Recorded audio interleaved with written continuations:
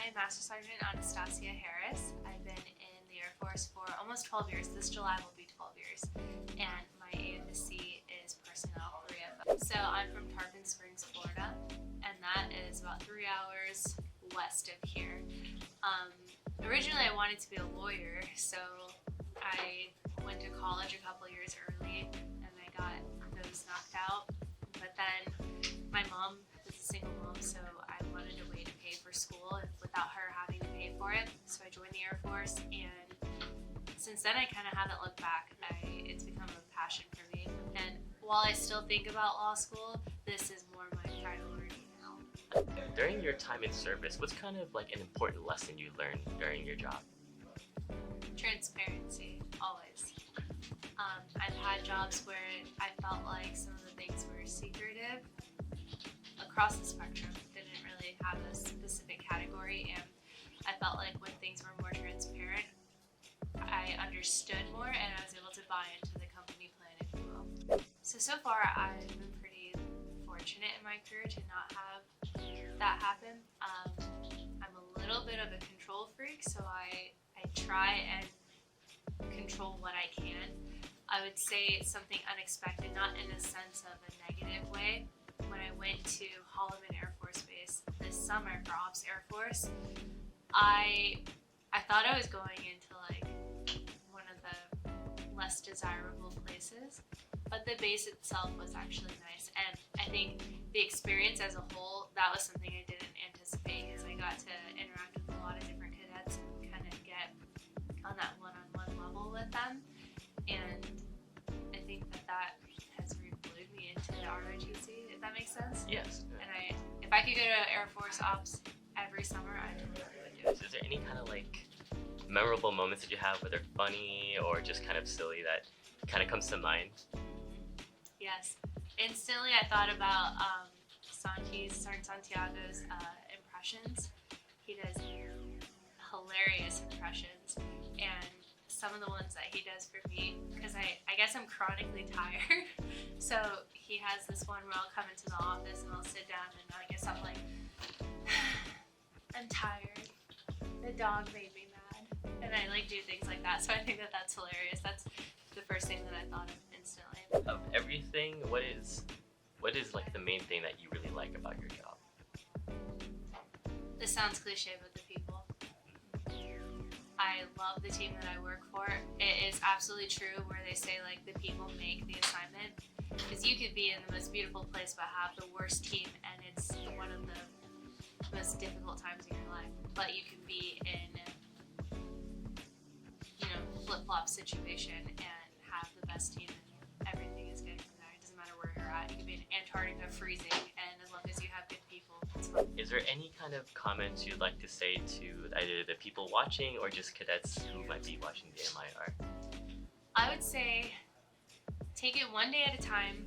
Don't put too much on your plate that you feel so overwhelmed, because this whole experience can be overwhelming, but if you take it one day at a time, make short-term goals, get to that goal, and then make another goal, and continue that process. Before you know it, you're going to be in the Air Force as an officer, and always be transparent, honest, and put integrity first. Awesome, thank you so much. And that concludes the interview. Good afternoon, everyone. I am Cadet Major Walters, and welcome back to Both Sides of a Fern. Joining me today is the UBAS cadets that have so graciously joined us in the States for a week.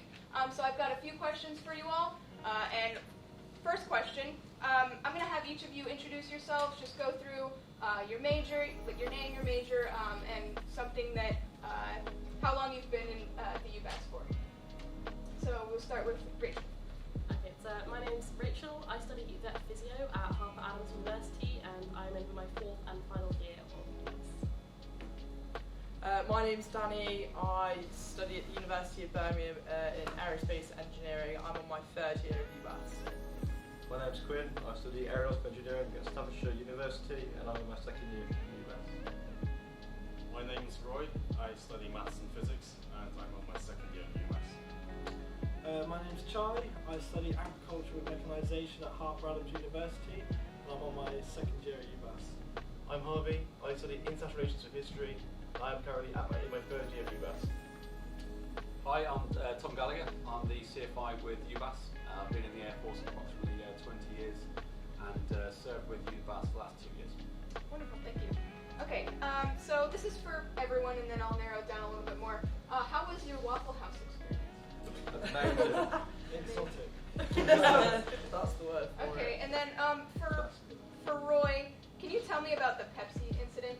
Oh, Lord. Right, so I was led to believe that it was common for people to just order food and leave it on the table untouched. So we saw this table with some we saw this table with a can of Pepsi and a meal there, and there was no one going there to eat it for a while, and I was like, maybe give it 20 minutes. If nobody comes, I'll just have the Pepsi since no one's going to have it. So I give it maybe a bit more than that. I go and take it, thinking that no, it's nobody's, and then one of the staff members comes along within 30 seconds and sits down, looking not very happy, miserable, seeing as she works in Waffle House. And then I just slowly take the can and reach back over and just put it back there and see. Okay. Sorry about that. So just taste testing for someone else's Pepsi. I Okay, didn't thank you. open it. I didn't open it. Anyways, so Charlie, I heard you got attacked by a shark. Can you tell us about that? Yeah. So I got bit by a shark in Swansea. There's scars on my hands. Went to punch a shark, ended up in its mouth, and now I've just got scars on my hand. Gone off my Okay. In Thank Swansea. you. Yeah, Swansea, we were all that's wondering. important. And then this is for Harvey. Can you sing? Can you sing something for us? He knows how to rap, apparently. Yes. What Would you like to spit the bars I'm first?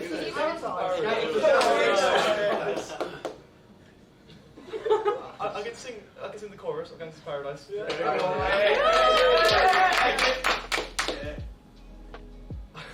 No one's watching. I can't remember the starting words. This is the most frustrating aspect. Just hum it. Been spending most of my life living in a gangster's paradise.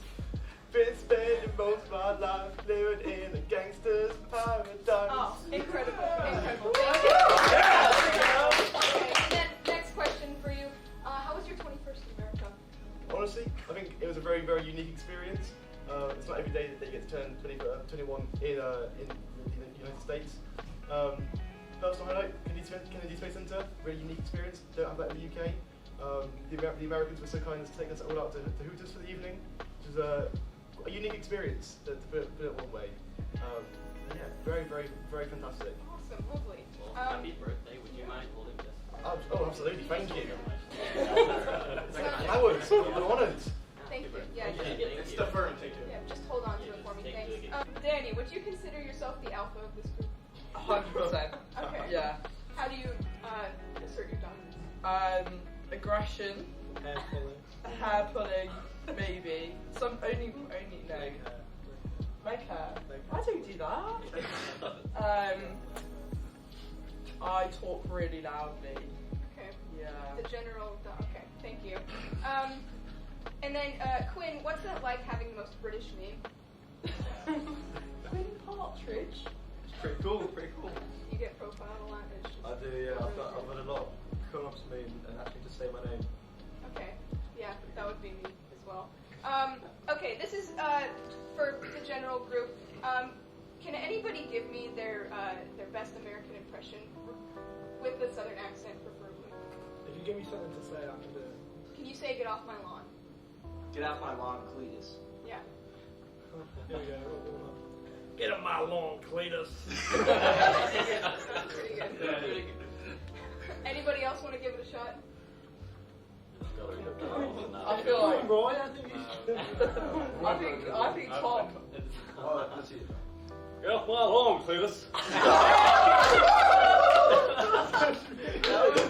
That's that goddamn.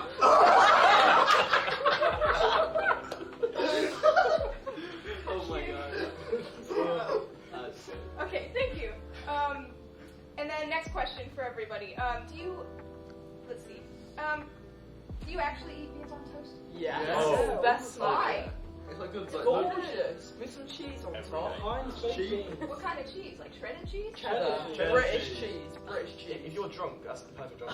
Yeah. A lot of carbs Easy. in one piece of toast. And The whole of America's a lot of carbs. Sometimes I like to Your put food garlic is just crackers on mine. beige.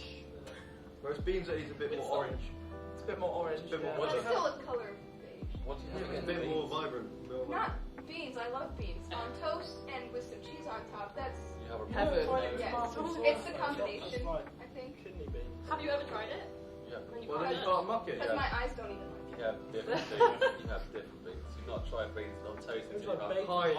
beans. Heinz beans. baked Yeah, I beans. love baked beans, but on the bread, do you toast the bread or just Yeah, put it yeah, on yeah, the yeah. bread? And then the top gets soggy, the bottom stays kind of rigid, so you can like, pick it up. Soggy bean bread. Anyways, okay.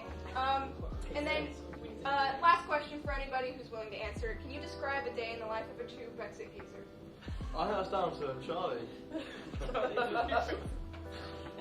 don't even know the video that well. Day in the life of a true Brexit geezer. Wake up. Wake up. Give me the rest. Like, meet the wife. Wake up, meet the wife Susan. Look at my little princess. Isn't she beautiful? Rev the Bugatti. Yeah, there you go. Thank you. Okay. Well, do you guys have any questions for me? Will you try beans on toast? Probably not. I'm surprised you didn't try it when you came over to the UK. It was not awkward, yeah. Can you give us a British accent and doing the life of a true Brexit geezer? That's a fair shot. He dropped it in there. Day in the life of a true Brexit geezer. Wake up and meet the wife Susan. That was kind of spot on. Thank you.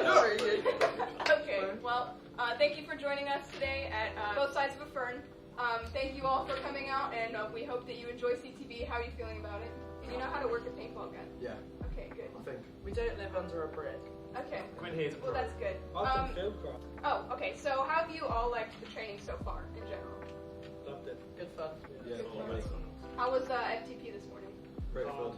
Hard but rewarding. How many laps, Yeah, circles did you do? I was not counting. Four, yeah. Okay. Four. Good, Counting good. down Got a the good line. workout in. Nice. Okay. Well, thank you for joining us. This was Both Sides of a Fern. We'll see you next time, next month. Thank you for joining. Thank you. Thank you. Yeah. Thank you all so much.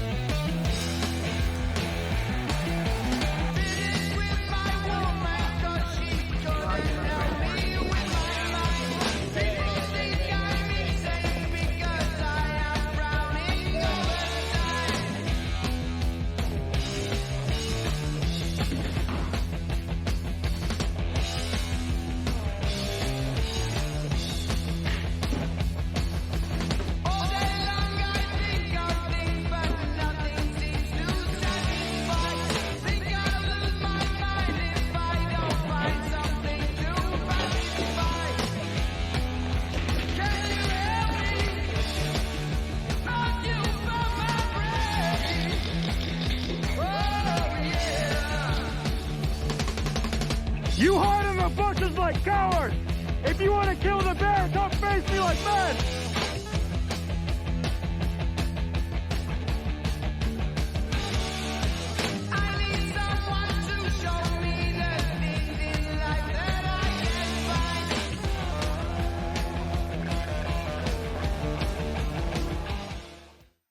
It's been a fantastic week. We've been treated extremely well. Had an amazing insight into everything that the ROTC can offer, and we can definitely take some pointers back home. I think overall the whole week has been really incredible. It's been quite a privilege to enjoy this beautiful weather and obviously the generosity of our hosts. I think overall CTP has been a challenge, an early morning, a late end. But overall, it's been a really fantastic opportunity to work closely with our American colleagues. Do you know what? It's been great. I sort of wish I was American slightly, but I do quite like being British, so Yeah, this week's been an amazing experience. Being able to see how you guys operate compared to us, it's been really eye-opening. We're going to be able to take a lot back to our squadron back at home. Roy, first question, what did you think overall of the whole week being here? Oh, it was brilliant. 10 out of 10. Nick and Lieutenant Colonel Hollingsworth really made a brilliant week for us. Awesome. And then second question, what did you think overall of CTB today? It's a lot of fun, a lot of work, but all in all it was a good bit of exercise in the superbly boiling heat of Florida. What did you think overall of the week being here? The week we've had here has been absolutely awesome. So all of the UBAS students and myself included, we've had just such a great time. The hosting we've had from Cadet Brummage has been incredible. The driving we've had from Mike as well has been absolutely awesome. And obviously Colonel Dayton just kind of overseeing everything as well. So it's been absolutely brilliant. The things that we've done, so we've turned in like a day at Universal. We've had a day seeing how you do all your leadership tasks. And understanding really how your university system works and your application process into the Air Force. We're here with Tech Sergeant Santiago. Can you tell us your rank, name, AFSC, and years of service? Yes, sir. So Technical Sergeant Santiago Rosado, but I've always just went by Sergeant Santiago just because it's a lot easier. It's only 2 last names. So my AFSC is 3 Foxtrot 5, so I'm an administration. Same thing. I've been in the Air Force for a little bit over 8 years. So where are you from? How did you get into the Air Force? Yes, sir. So I was born in Ponce, Puerto Rico, but I was raised in Claremont, Florida. I actually live in Claremont, Florida right now. It's only an hour and 15 from here, so I do make the drive up every day and whenever I go home as well, but the job is worth it. Joined the Air Force in November 2014, and I did it because I just didn't know what I wanted to do, honestly. I had no family that's been in the Air Force or Army or Navy, so I have no idea anything about the military. All I know is what's in movies, and I just knew I wasn't ready to make a commitment to go to school full time, so I just wanted to help out my parents and not wasting their money, and just took the oath and had no idea what I signed up for. That's awesome.